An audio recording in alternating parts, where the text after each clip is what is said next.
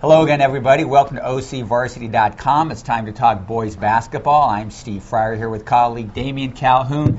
Damian, we're about the halfway point of the season in terms of league play. Most of the teams have sort of turned the corner, about ready to hit there in terms of finishing the first half of their league schedules, and we're just a few weeks from the playoffs. Might be a good time to talk about Player of the Year candidates. I've got a couple in mind. Who are you thinking about when we discuss this? I have a couple as well. Klay Thompson, Santa Margarita, Yeah. and Jeremy Anderson, Canyon. I think those are my top two right now. Jeremy has been just fabulous the entire season, Right. especially the run he had last week, where he probably averaged like 30-plus points. Yeah, and just about. Pretty much did everything. And Klay Thompson, those are like my favorite two right now. You know, interesting thing about Klay Thompson is, he's had to do a lot of it without Jaime Cerna over there, who was out for some time, and Zaragoza is probably not 100% yet after getting that concussion in the Mater Dei game. Both of them well-rounded players. They both do everything well. They're both, fantastic scorers in a variety of ways, and both fairly good defensive players. I think Jeremy Anderson might be a little bit better of a defensive guy. He makes some incredible steals. Makes some steals that you really shouldn't make. I mean, we're supposed to reach with your left hand. He somehow fools him and gets in the right hand and takes the ball. It just does some creative stuff all the way around. Now, we do a Player of the Year thing at the Register every March, and we also do a Coach of the Year. Man, that's a tough one. There are a lot of good guys out there who we're blessed with great coaching here in Orange County.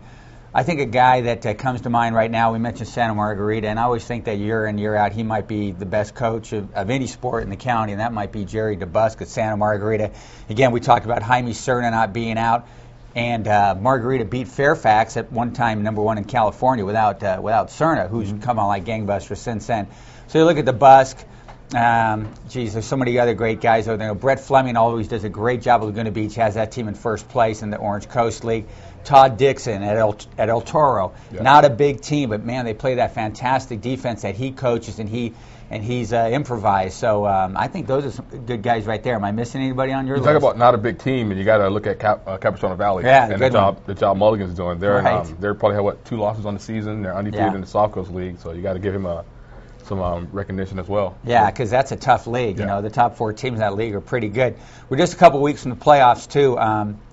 And a couple things to keep in mind is, you have to finish the top half of your standings to get in, or if you have 12 or more victories, this also holds true for girls basketball, 12 or more overall victories, you can apply for at-large consideration. Almost everybody who applies for at-large consideration gets in, but there's no guarantee. So it's pretty important right now that, teams get to that 12-win plateau. It's pretty interesting to look at some of these teams that are shooting for 12 wins. And we're talking about Players of the Year and Coach of the Year. Damon, you got a Team of the Year. We don't really do that, but if we were to have that category, who would you have as Team of the Year? Wow, that's a tough one. I mean, you really can't go wrong. I mean, Mater Dei, Santa Margarita, El Toro, Capistrano Valley.